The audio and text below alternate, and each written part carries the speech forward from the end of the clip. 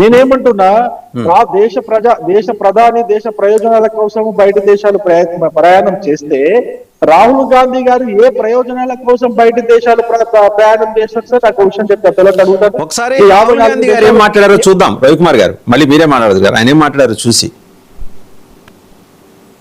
నిన్న మాట్లాడారు ఆయన ఏం మాట్లాడారు?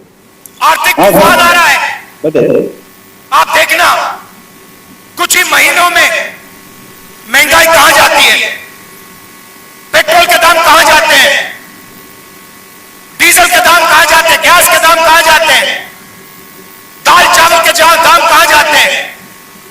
खुल के प्रधानमंत्री कहता है सोना मत खरीदो, विदेश मत जाओ, और फिर हजारों करोड़ रुपए के जहाज में विदेश चला जाता है। आप लोग चुप रहते हो, आप लोग एक शब्द नहीं बोलते हो, और 24 घंटा प्रधानमंत्री इस पर आक्रमण करता है। वोट चोरी करता है, इस पर आक्रमण करता है। मनरेगा को खत्म करता है, इस पर आक्रमण करता है। जाति जनगणना नहीं करवाता, इस पर आक्रमण करता है। अंबानी अडानी को पूरा देश भेज देता है, इस पर आक्रमण करता है। आर्थिक तूफान। రైట్, రవికుమార్ గారు ఆయన మాట్లాడింది విన్నారు కదా. గోల్డ్ అని చెప్తున్నారు. మీరు చేస్తున్న పనులు ఏంటండి, ఇదేమన్నా మర్యాదైనా మీరు చేసేదని అడుగుతున్నాడు ఆయన.